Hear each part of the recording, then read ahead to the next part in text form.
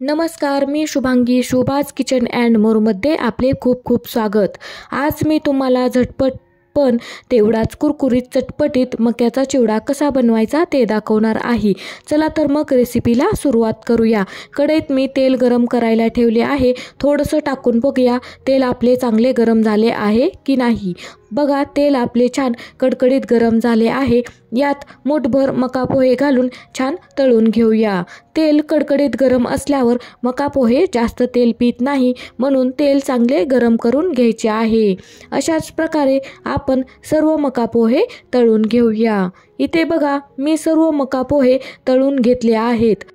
आता यात बाकी जिन्नस तळून घेऊया. एक वाटीभर कच्चे शेंगदाणे घेतले आहेत. छान लाल होईपर्यंत ते पण तळून घेऊया. झाऱ्यात तसेच ठेवून तळले आहेत, म्हणजे आपल्याला हे काढायला सोपे जाते. तळलेले शेंगदाणे आपण मका पोह्यात घालून घेऊया. आता थोडेसे काजू आणि मनुके घेतले आहेत. हे पण आपण तळून घेऊया.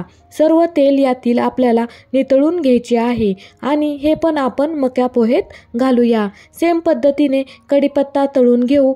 कढीपत्ता तळायला आपल्याला जास्त वेळ लागत नाही. हा पण आपण तळून यातील सर्व तेल नितळून चिवड्यात घालून घेऊया.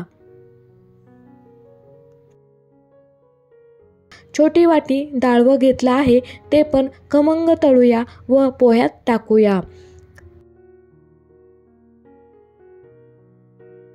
मी इथे सर्व जिन्नस तळून घेतले आहेत. यात घालूया 2 चमचे पिठी साखर, चमचाभर लाल तिखट, हिरवी मिरची घातली तरी चालेल. अगदी थोडीशी हळद घालूया. अर्धा चमचा जिरे पावडर घालूया. चवीनुसार मीठ टाकायचे आहे. मी 2 चमचे मीठ घातले आहे.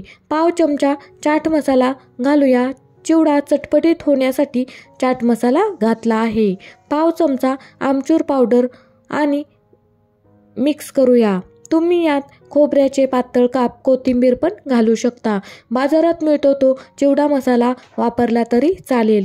खूप टेस्टी लागतो. हा चिवडा नक्की ट्राय करून बघा. अगदी झटपट तयार होतो. खायला पण खूपच भारी लागतो. माझा हा आजचा व्हिडिओ तुम्हाला कसा वाटला नक्की कमेंट करून सांगा. आवडला तर लाईक करा. तुमच्या मित्रपरिवारासोबत शेअर करा. माझ्या चॅनलवर नवीन असाल तर माझ्या चॅनलला पटकन सबस्क्राईब करा, म्हणजे तुम्हाला मी जेव्हा व्हिडिओ अपलोड करेल त्याचे नोटिफिकेशन येईल. भेटूया अशाच नवनवीन रेसिपीज घेऊन. तोपर्यंत धन्यवाद.